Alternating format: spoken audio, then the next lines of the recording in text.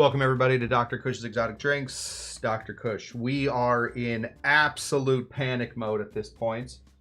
We are leaving for Tiki Oasis tomorrow, and thus we're trying to get everything done. So this will be the last, I promise, of the catch-up courses that we are doing, or the catch-up classes that we're doing. None of the lights are on. It's a whole mess, guys. It's a whole mess.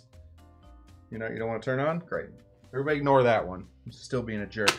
Tonight, I want to make, before I get to Tiki Oasis, I want to be able to make some herb simple syrup. This is a huge, huge game changer when you start to understand that it isn't, simple syrups don't need to just be made of other sweet things. Sweet and bitter, sweet and herbaceous, sweet and earthy. All of these things go really well together, especially if you are trying to expand what you are making in your own home bar. There is a particular way to get this done, and we are going to do it tonight. Now, I will say we have done this recently, but I got to do it anyway. So a little refresher course on exactly how it works when we are building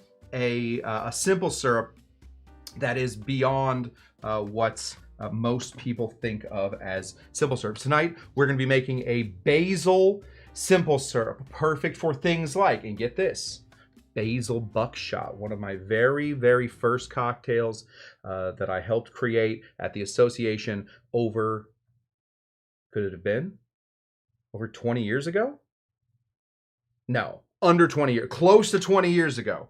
Basil buckshot, a great cocktail with gin and black pepper, basil, simple, with black pepper cracked on it. It was a fantastic cocktail based on the martini. We really started to work on vermouths and sweeteners and all that stuff. I don't know how it holds up anymore. We're not going to make one today, but we are going to get at least into the basil syrup, because this is how we would do it. A whole part of this cocktail was it needed to be green and it needed to taste like basil. So let's do that. Let me say hello to, first of all, let me say hello to Old Man Zombie. Hello, Old Man Zombie. Old Man Zombie watching us over on, what's it called? Instagram. He's an Instagrammer. Let's say hello to the people over here on YouTube, though. Old Man Zombie, you want to come join us on YouTube? There's a whole party going on. Let me introduce some people. Let me introduce you to Shawnee Panabaker. He is saying hi to DC Debbie Clark, who is the winner of the 2023 Cush Tucky Derby. Shawnee Panabaker, Sean.P89 on Instagram. A fantastic, Old Man Zombie, you're on Instagram already. You should go follow Sean. This dude makes drinks and he makes them good. DC Debbie Clark, winner of the 2023 Cush Tucky Derby. This is KT Kyle Tender. Oh, dang, I wanted to have it ready to go. It is Wednesday, my cushions. Good to see you guys. Moose. Technically, Moose is not a bonus show. We will not be back here tomorrow. I believe we will be at, and I don't want to brag or anything, but we will technically be at a soiree tomorrow.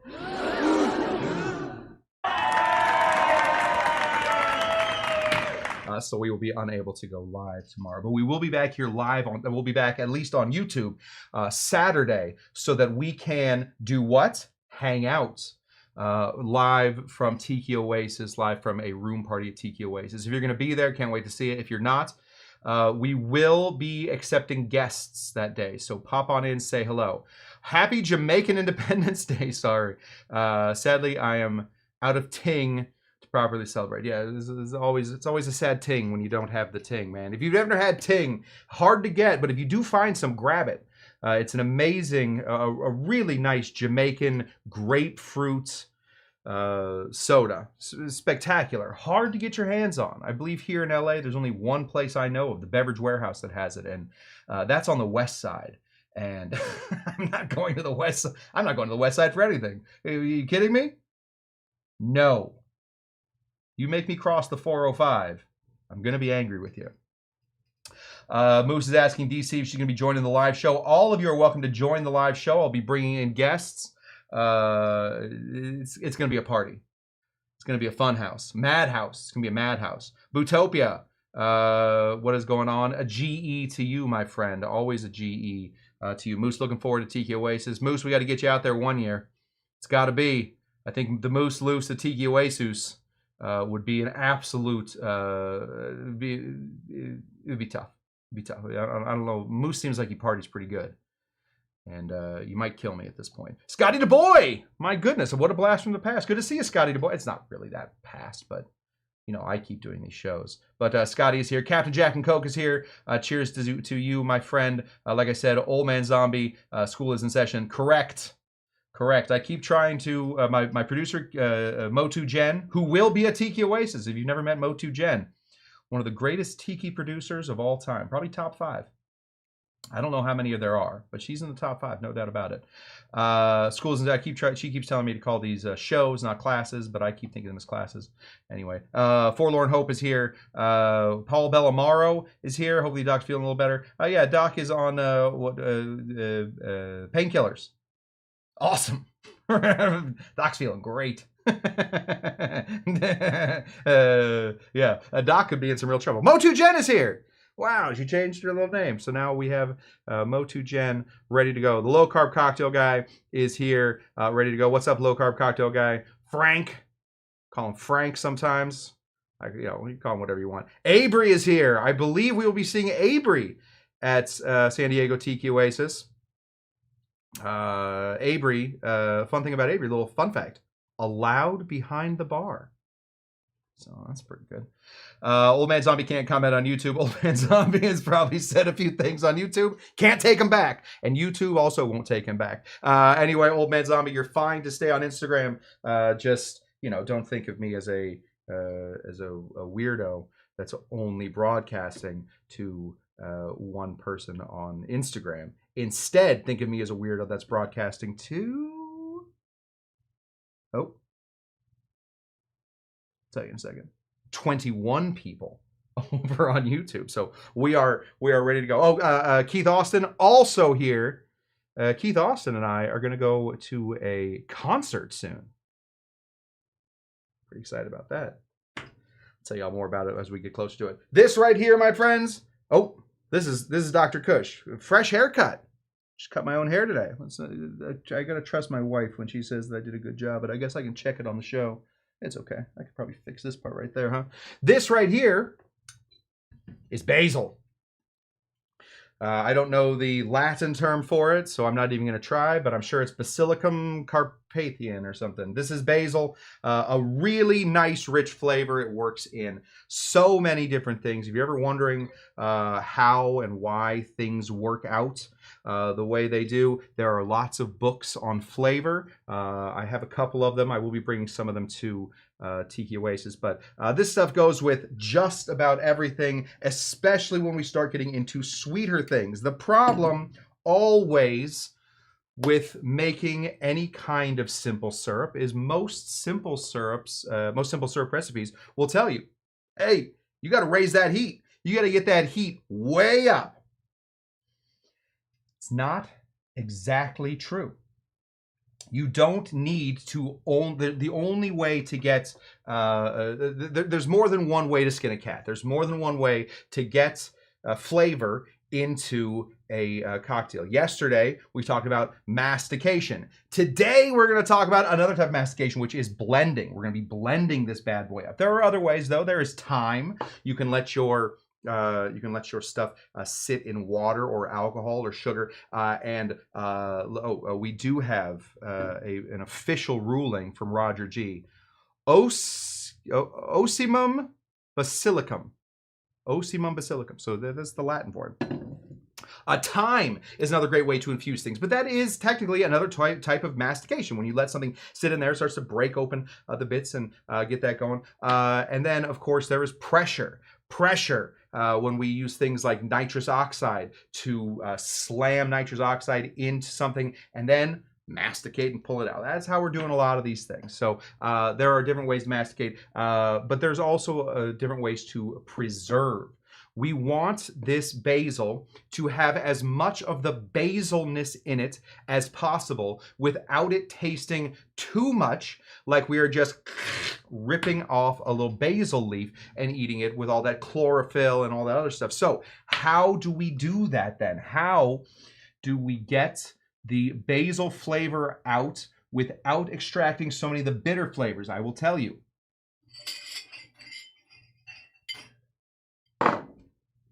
2 little cups. One of these will be for hot water and one of these will be for cold water. We're going to do a technique called blanching. You've probably heard of blanching 1,000 times in cookery. When you are cooking, there's lots of people that talk about blanching. Blanch everything. You blanch anything. Well, I don't care what you blanch. It's your life. You want to blanch whatever you want to blanch. Blanch it. Blanching is fairly simple. I have 2 different types of water here. I have some very, very hot water just off of the kettle. And I have some very, very cold water. Lots of ice in there. Good water. So let's begin the blanch. Guys, couldn't get simpler. We're going to start, well, you know what, we'll pour in the cold water first. We want that hot water as hot as possible. So we're going to throw in some cold water right there. This this part of it is going to be for, oh, get off the basil. This part of it is going to be for the shock. We got to scare this basil, right? We're going to put it in a nice, relaxing, warm bath, and then we're going to scare it. Woo! Terrifying.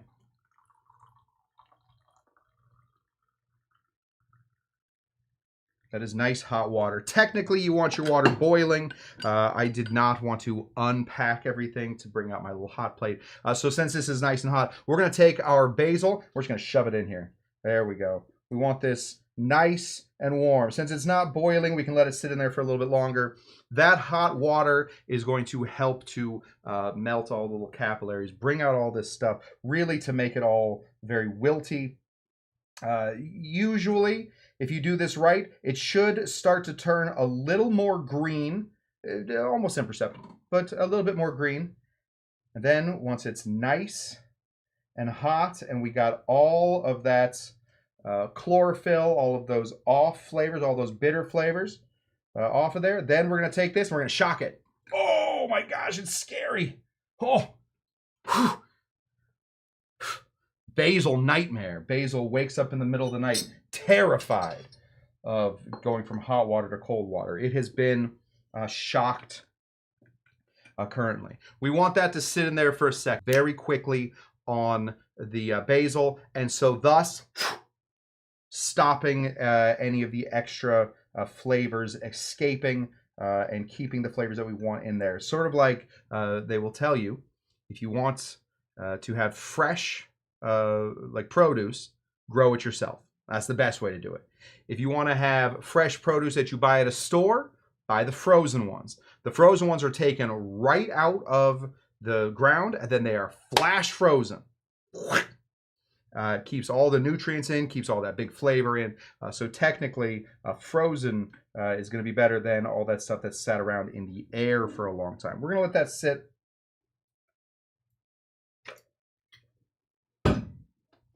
I'm on antibiotics, so I haven't been drinking for a while. So that water tastes delicious. Oh boy, do I like that water. Okay, I had a plan for all of this, and now my plan has disappeared. Oh, it's in here. This is the plan. Where did it go? Oh, here it is. Here's the plan. All right. We are going to get all of this basil flavor in at the same time that we're making the rest of the simple syrup. So let's start with our dry ingredients first. Normally, when we are bartending, we say things like cheapest ingredients first. That's a great way to do it. Really, what's cheaper than water? So why would we put the water in first? Dry ingredients first. Dry ingredients first will help you to not have everything sticking. That's I'm no genius or anything. I'm not the first person to ever think of that, but it is important for this. So we're gonna go ahead and put it. We're gonna make about maybe like a little more than a cup of this stuff. So we're going to go ahead and put in 2 cups of sugar. We want this to be a 2-to-1 simple syrup. We're in our 2-to-1 era. If I was one of the pop girlies and I was going out on tour right now, this would be my 2-to-1 era. That's what we would call it. I would come out wearing a towel, probably, sing a little song. I'd be Sabrina Carpenter. I feel like we all understand which pop girly I would be, right? I'd be Sabrina Carpenter. We're gonna go ahead and put in 2 full cups sugar right in there, and turns out I brought a little different water. This is not special water, it's just different water. It's not super cold, it's not super hot, it's just tap water. We're gonna go ahead and put in 1 full cup of some regular water. Put all that right there so I can spill it later. We're gonna pour this right in here. Now, technically, when you're making 2-to-1 simple syrup, you should have to raise the heat. That's going to help. I wish all my science guys were here tonight. That's going to help to incorporate. There's got to be a better word for that. But that's going to help to get all of that stuff so that you get to a point where all of the solids are mixed into the liquids. There's a name for that. I don't know what it is right now. We're going to take our newly blanched basil leaves. We don't want all of... There are... I'm going to talk to these guys. There are some plants where the stem is pretty good. Basil is probably one of them. Basil stems aren't the worst thing in the world. But just because we're trying to do an all herb simple syrup right now, most herbs you do want to take them off of the stem. So we're going to do that. Drop those in there. So now we have freshly blanched herbs. And hopefully with that, we should get a really lovely color going to this thing. Let's get all that sugar at least mixed in there a little bit. A little shaky, shaky. All that sugar down to the bottom.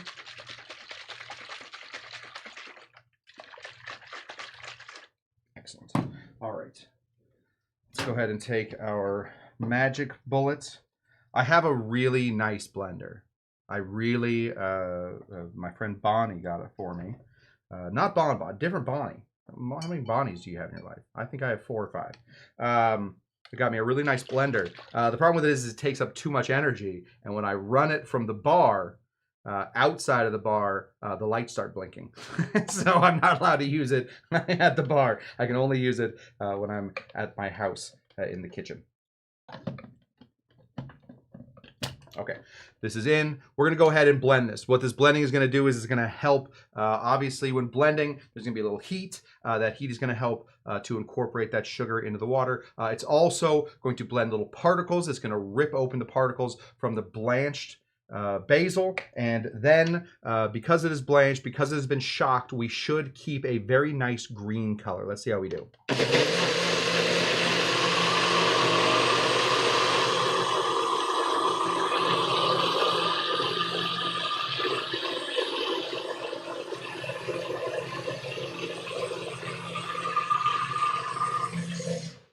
Look at how green that is. Bubba baby. Yeah, and now we have a very well incorporated and a very, very green mint simple syrup. Sorry, a basil simple syrup. All right, that's in there. Obviously, we can't be done yet because nothing is worse. I will stand by this in cocktailing than having chunks in your drink.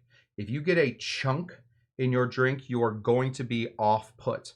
Whatever chunk you find is going to put you off from that drink. Little chunks of green floating through your drink, you're not going to like that. That is why drinks like the Old Cuban, so difficult to make. It should take 2 or 3 strainings in order to get all of that mint out. It's a muddled drink. It's a really, really muddled drink. Very, very difficult to go. Kyle asking, what if they are chunks of gold? Good question. Has anybody ever had Goldschlager? Has anybody ever had Goldschlager twice? No. You have Goldschlager one time, and then you decide, you know what? I'm turning 16 next year, and I really should quit drinking. That's what Goldschlager does. All right, we have a lot of these little guys. We're going to do a single strain through here. Double strain probably better, but we're running out of time. There we go. We're just going to let that mint simple syrup. Sorry, I keep saying mint. It's definitely not mint, and I don't want to offend the basil plant. This basil simple syrup to float through, keeping out as much of the chunkules as we can. If we had thought about it, we would have brought in Kim K. You can't just agree with Kyle because you're his lawyer. Blacked out on Goldschlager at my bachelor party. Yeah. When's the last time since your bachelor party that you've had Goldschlager? Would you say 0 times?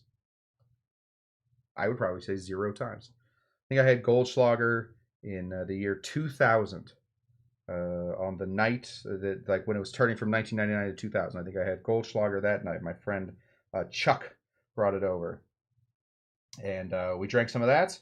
And I will tell you, I have never had Goldschlager again. Yeah, 1996. Yeah, 0 since 1996. So yeah, listen, Goldschlager is not. Once you find a chunk in your drink, you're gonna be disappointed in that drink.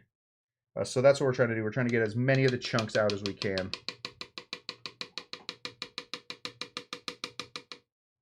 I used to frequent a bar and became friends with the owner. He would bust out Goldschlager several evenings. That's, I don't want to say disappointing, but it is weird that they'll just give anybody a bar these days, you know? All right, spin that around. Mostly, so there. If we let this sit for a little bit, the liquid will drain from the life of this basil, but that's not super important to us right now. A double strain always would be good. If you have this in there already, we're just going to pour this back in and see if we can't give it one more strain here. Since we have sorry, let me take Sean's little message off there. Since we already have a little buildup of the mint, we should be able to, those little mints should help keep the basil, those little basils should help keep the other basils out of it. A better way to do it would be through a coffee filter, cheesecloth, something like that. And we'll go slowly. But that's it, guys. Really a lovely, nice green color. This is 2-to-1 simple syrup. 2-to-1 simple syrup will absolutely keep longer than other simple syrups. If you really want to go crazy, 3-to-1 simple syrup is an option. Not a great option. I wouldn't recommend that option. Seems so insane to do 3-to-1 simple syrups, but plenty of people do it. I believe it's called it's simple syrup, and then there's rich syrup, which is what we're doing right here, rich simple syrup, and then there's super syrup. That's 3-to-1, and you know, normally super's so great, but in that case, I think it's just a bit overkill. So we're not going to do that. We'll let that drip out. There we go. And then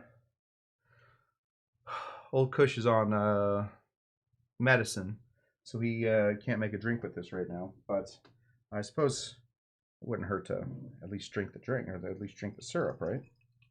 Put this here. Oh my gosh. That smells so good. Give it a little sip.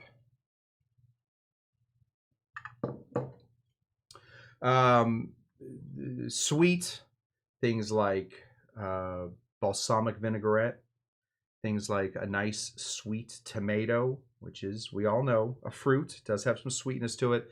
You wonder why these are always paired with things like basil. Basil and those have a lot of similar chemicals that bridge the gap between the flavors of that bridge the flavors between the sweet and the earthiness. Let's see how we did.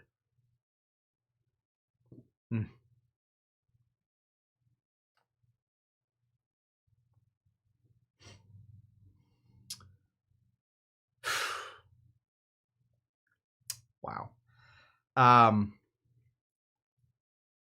The blended basil in there that doesn't taste like there's a bunch of chlorophyll is a huge help to this. The blanching, the shocking, keeping that green color, but also keeping all that big basil flavor. It's spectacular. It's really nice. Obviously, gin and bourbon. What else? What other spirits would work with this? I wouldn't even put gin and bourbon as the top two.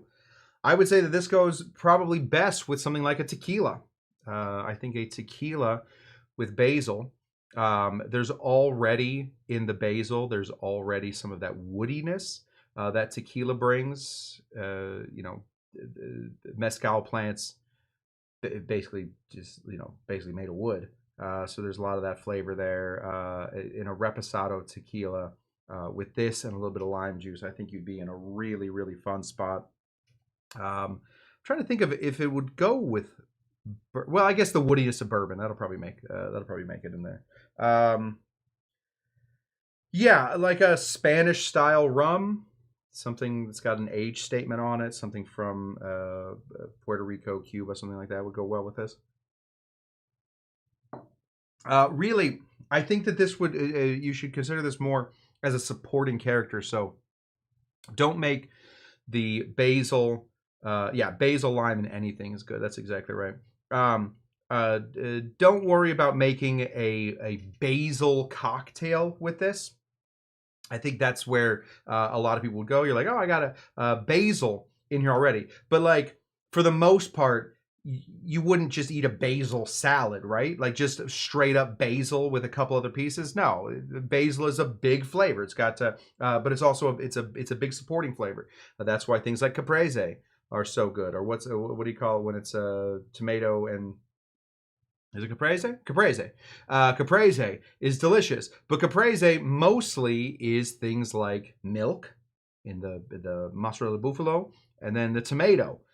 So find ways to incorporate this in smaller doses. You don't. It's 2-to-1, so it'll last you for a little bit.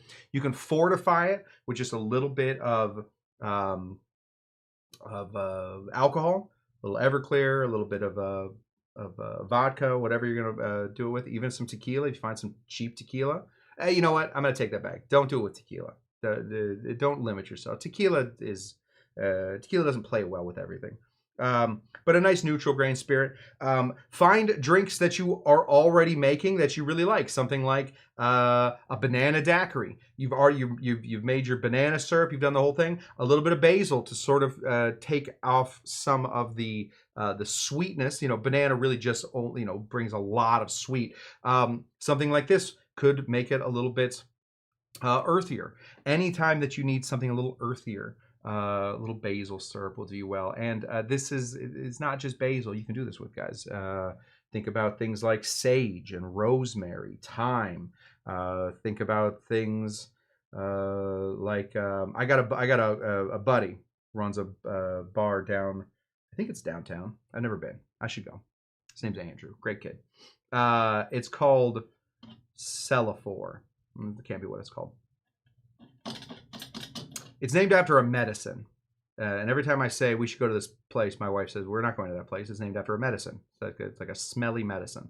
But he does a great cocktail there where he basically fat washes a vodka in olive oil and herbs de Provence. Wonderful idea. He makes a martini out of that.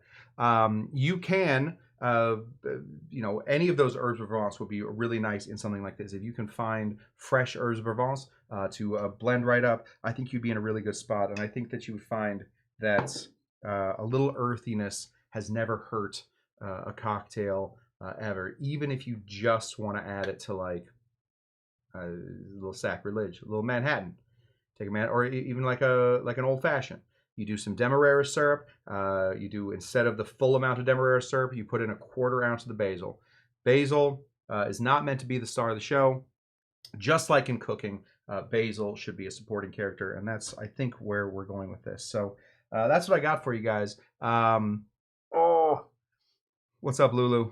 Almost unpacking. Haven't started packing. Haven't even begun to start packing. So I am going to go. I have some work assignments to get to before Tiki Oasis, and then packing, and then we'll be on our way. So hopefully, I just did jasmine green tea infused vodka. That sounds amazing. If you don't follow Keith, Keith is also a fabulous bartender on Instagram. I believe it's called Bar 409. Check out Bar 409. Keith is the same way Shawnee Panabaker is doing it. Keith is always making drinks. He's explaining how they do them. They're taking great pictures of them. These are two amazing cocktail content creators that are doing all the good work. So definitely check out what he's up to.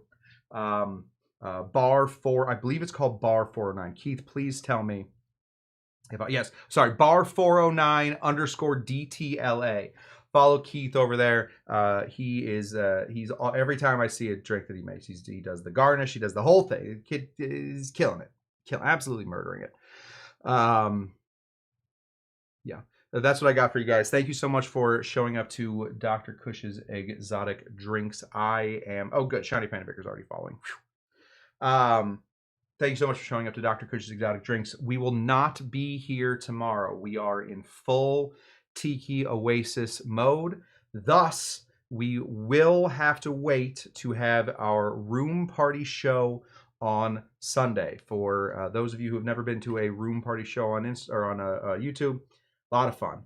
A lot of your favorite people show up. We do games, and apparently there's a whole situation going on this time. Very excited. And then on Sunday, noon Pacific time, will be my seminar. I want to say, what did I say? Saturday. On Saturday. What's up, Doug? On Saturday, we will have the room party. On Sunday, I will have my seminar. I don't want to scare anybody. I have like 100 slides, all right? It's called the 25 Mysteries of the Home Bartender Revealed. It talks all about I am taught, it does nothing. It turns out I want it to do everything. I have to do all of this stuff. It talks about my journey from being the head of beverage of a major Los Angeles bar company, winning LA's Best Bartender in 2018, taking the pandemic, wiping that all away from me, and then working my way in to doing a home bar and using all of those skills that I have that were just sort of intrinsic in me, that I'm starting to learn that because I had so much time to so much time in the trenches, how I have been able to translate those skills that I learned behind the stick to this thing. So I got 25 things. We have covered a couple of them recently, but I do think that there are some fun ones for those, even those of you that have been watching my show for a while. I do think that there's fun things to learn. Yes, Avery, I was giggling. From 3 sides of 100. My first ever Tiki Oasis seminar had 3 slides. I didn't know you were supposed to have slides. I didn't know. So the night before it happened, I went to my hotel room and created 3 slides. That's all I could do in a night. Now I'm close to 100 slides. So we're going. I got 50 minutes to tell you 25 things. So I got to go 2 minutes a piece, and I got to go fast. Anyway, that's what I got for you guys. Thanks, Old Man Zombie. Always learning something new here. Good. Well, super glad to have you. Tiki Festival in New Orleans in September 2026. Would love to have you here. I wish I should get there. All right, we'll talk about it. Tiki Fest NOLA, say less, says Kim. Yeah, we got to be in New Orleans. Yes, Dougie G remembers having to babysit Jen that night. Yeah, I mean, listen, I had to leave the whole world behind because I had to go write 3 slides because I had been to a couple of those seminars, and I realized there's one thing they all have in common: slides. I had no slide. I thought I was just going to talk. Turns out, can't do that. That's what I got for you guys. Thank you so much for showing up to Dr. Cush's Exotic Drinks. We will be back here on Saturday. And then back here on Sunday. So thank you so much for joining. Until next time, what do we always say? Sometimes we say. But most of the time, we're just trying to figure out. Are you Dr. Jinga Janga? Which one of you is Dr. Jinga Janga? And then we say bye. Thank you guys so much for showing up. We'll see you on Saturday. Bye. Bye. Bye. Bye. Bye. Bye. Bye. Bye. Bye. Bye. Bye. Are you Dr. Jinga Janga? Bye.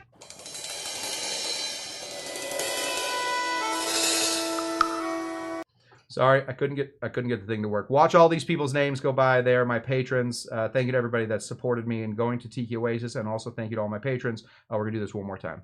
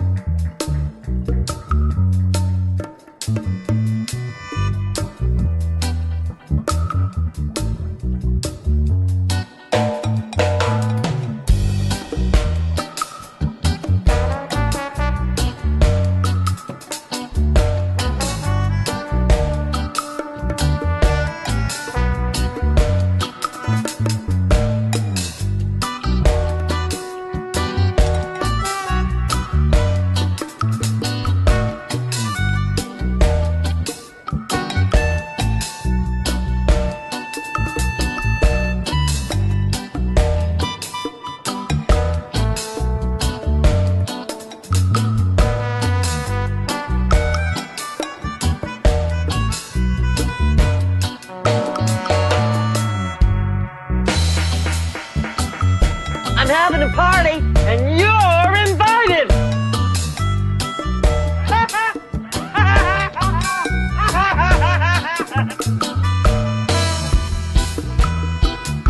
Today's secret word is okay.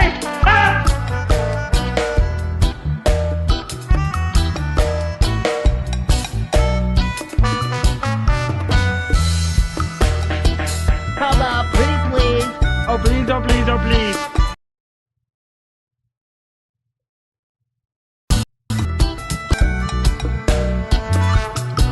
Wire me a bus ticket? I'll pay you back, honest.